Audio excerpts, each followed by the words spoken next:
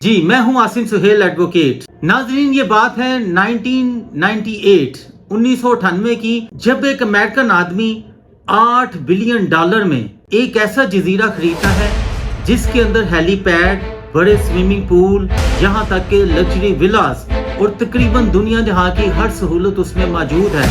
इसका रकबा 75 एकड़ पर मुश्तमिल है। इसके अंदर की भयानक सूरत हाल, इसके अंदर जो क्राइम, अंदर जो चीजें चल रही हैं, आप जब सुनेंगे तो आपकी रूह कांप उठेगी। इसके इर्द गिर्द के सराउंडिंग जितने भी जजीरे हैं जो इसके नेबर्स हैं, इसको पी डॉपली लैंड के नाम से पुकारते हैं। यहाँ पर 12 से 17 साल की लड़कियों की ट्रैफिकिंग की जाती और उनके साथ वो भयानक काम होता जो कि आप तसव्वुर भी नहीं कर सकते। और ये ट्रैफिकिंग के बाद उनके साथ जो सेक्सुअल असॉल्ट होता और इस तरह के जो वाकयात होते, इसको हम डिटेल से डिस्कस करते हैं। नाजरीन, जो भी इस जाल में आ जाता उसके लिए निकलना नामुमकिन था, क्योंकि चारों तरफ समंदर था। एक दफा एक 17 साल लड़की ने यहाँ से भागने की कोशिश की, उसको एक शिप के जरिए पकड़ लिया गया। उसके साथ वो टॉर्चर और वो तशद्दुद हुआ जिसकी तारीख में मिसाल नहीं मिलती। और तमाम लड़कियां जो वहां पे मौजूद थी, उनके सामने उसके ऊपर तशद्दुद किया गया ताकि आइंदा कोई भागने की जुर्रत ना करे। नाजरीन, इसमें सबसे अहम बात, दुनिया के अमीर तरीन लोग जिनमें अमेरिकन प्रेसिडेंट, पॉलिटिशियन, अरब के शहजादे, ऐसे फनकार, ऐसे लोग इस घिनौने काम में मुलव्वस हैं जिनका नाम अनकरीब सबका सामने आएगा। इस जजीरे का मालिक जेफरी एप्स्टेन है। एक जमाना था कि जेफरी एप्स्टेन एक स्कूल में एक मामूली सा टीचर था जो मैथमेटिक्स का सब्जेक्ट पढ़ाता था। किस्मत का खेल देखें, क्योंकि ये मैथमेटिक्स में एक्सपर्ट था, तो ये जितने भी बड़े बिजनेसमैन थे उनका फाइनेंशियल एडवाइजर बन गया। इसने इतना पैसा कमाया कि $60 करोड़ इसने इकट्ठे किए।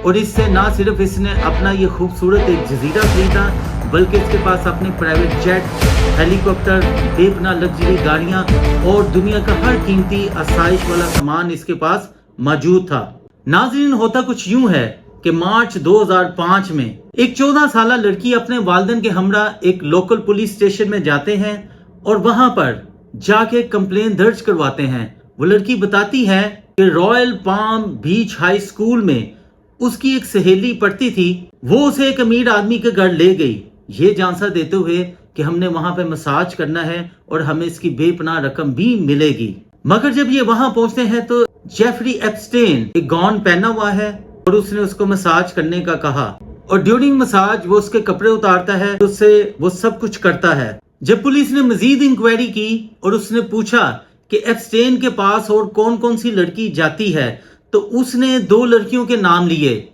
पुलिस ने उन 2 लड़कियों के बारे में जब छानबीन की तो उन 2 लड़कियों ने 4 और लड़कियों के नाम लिए। 4 और लड़कियों की छानबीन के बाद मजीद लड़कियां, इसी तरह एक ग्रुप लगातार ये बढ़ता ही गया। पुलिस वाले इस चीज पे हैरान थे कि ये चेन कहीं रुकने का नाम नहीं ले रही। कुछ ही महीनों में पुलिस ने इन्वेस्टिगेशन के दौरान टाउन ऑफ पाम बीच की कहानी के बारे में खोज लगा ली और जितनी भी लड़कियों की वहां पे कहानियां देखी, एक इंतहाई हौलनाक, दर्दनाक, मगर सबकी कहानी सेम थी कि मसाज का बहाना करवाया जाता और लड़कियों को वहां से अगवा करके उस बीच पे ले जाते। इनमें ज्यादातर विक्टिम जो थी वो 13 से 16 साल की लड़कियां थी, और वो ऐसी लड़कियां होती जो ज्यादातर गरीब घरानों की होती और या जिनके माँ बाप ना होते या जिनका आगे पीछे कोई सहारा ना होता। पुलिस ने महसूस किया कि ये कोई आम केस नहीं है। हर लड़की को आगे लड़की लाने के लिए कमीशन भी दी जाती। इसी तरह एक लड़की के बाद दूसरी, दूसरी के बाद तीसरी, कमीशन दर कमीशन, और सैकड़ों लड़कियां इसी तरह इस जजीरे पर सप्लाई होती रहीं। पुलिस ने एप्स्टेन के खिलाफ एक इंतहाई ताकतवर केस तैयार कर लिया जो कि मुकम्मल शवाहिद और सबूतों के साथ था। जुलाई 2006 में FBI ने इस पर मजीद इन्वेस्टिगेशन स्टार्ट की। इसमें नाज़रीन तमाम विक्टिम की 53 पेजेस पर स्टेटमेंट मौजूद थी। एप्स्टेन पे इंटरनेशनल सेक्सुअल ट्रैफिकिंग का इल्जाम आयद कर दिया गया। अनकाउंटेबल नाबालिग लड़कियां, विक्टिम्स, दर्जनों गवाह, FBI की रिपोर्ट सब अदालत में पेश की गई। इसके मुताबिक जेफरी एप्स्टेन को तो जिंदगी भर जेल में सड़ना चाहिए था, लेकिन होता कुछ यूं है 30 जून 2008 को कोर्ट में पेश होता है। वहां पर सिर्फ 2 चार्जेस में उसको कसूरवार तस्वुर किया जाता है और उसको 18 माह कैद की सजा होती है। उसको वीआईपी माहौल मिला, चूंकि इसमें बड़े नामवर लोग, यहाँ तक कि प्रेसिडेंसी भी इन्वॉल्व थी, बेपनाह ताकतवर पॉलिटिशियन इसमें शामिल थे, तो उसको वीआईपी माहौल मिलता है, हर किस्म की लग्जरी सहूलत उसे मिलती है। यहाँ तक कि जो 18 माह की उसे सजा होती है, 5 माह पहले ही उसे रिहा कर दिया जाता है, क्योंकि इसके पीछे अलेक्जेंडर अकोस्टा जो उसका वकील था, उसने शवाहिद और सबूतों को इस तरह अदालत के सामने पेश किया था कि उसको सिर्फ 18 माह की ही सजा हुई थी और जुलाई 2009 में उसको रिहा कर दिया जाता है। और अगले कई सालों तक यही system, parties, enjoy, sexual assault और इस तरह की पार्टियों साइलेंट पे मजीद जोरों शोर से चलना शुरू हो जाती हैं और पहले से ज्यादा टॉर्चर लड़कियों के साथ शुरू हो जाता है, क्योंकि वो समझ चुका था कि मैं अदालत से भी किस तरीके से बच सकता हूं। मगर इसमें याद रखें कि कुछ लोग ऐसे भी होते हैं जो अपना काम फराइज से और इंतहाई ईमानदारी से सर अंजाम देते हैं। तो एक जर्नलिस्ट थी जूली के ब्राउन, जो कि 2009 में रिहाई के बाद इस केस के ऊपर मुकम्मल छानबीन शुरू कर देती है। वो एक बहुत ही कॉम्पिटेंट जर्नलिस्ट थी।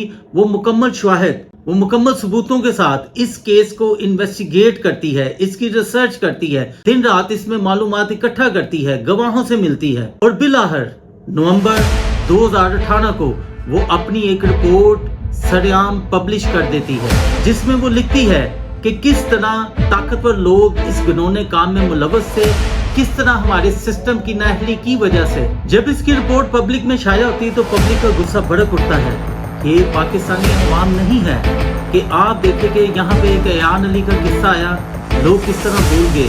अमेरिकन, यूरोप, ये एक सेंसिबल कौम है। आप देखें कि साबका सदर बिल क्लिंटन इस बेस पर प्रेसिडेंसी से निकाला गया कि उसकी अपनी ही एक क्लास फेलो मोनिका के साथ उसका स्कैंडल था, तो अवाम ने उसे मुस्तरद किया। यहाँ की अवाम और वहाँ की अवाम में ये सेंसिबिलिटी में डिफरेंस पाया जाता है। तो यहाँ पर अमेरिका में लोगों को गुस्सा भड़क उठता है और कार्रवाई फिर से स्टार्ट होती है। जूली के ब्राउन जो जर्नलिस्ट थी, इसने 80 से ज्यादा विक्टिम अदालत के सामने पेश किए और 8 का इंटरव्यू उसने सरेआम चैनल पे नशर किया विद एविडेंस के साथ। इसका रिजल्ट क्या निकलता है? जुलाई 2019 को फिर से एप्स्टेन को गिरफ्तार कर लिया जाता है। और याद रखें, अमेरिका में सेक्सुअल ट्रैफिकिंग की सजा 45 साल कैद है। और आप देखें 10 अगस्त 2019 को वो जेल में मुर्दा पाया जाता है। अब लोगों को बताया जाता है कि उसने जेल में खुदकुशी की।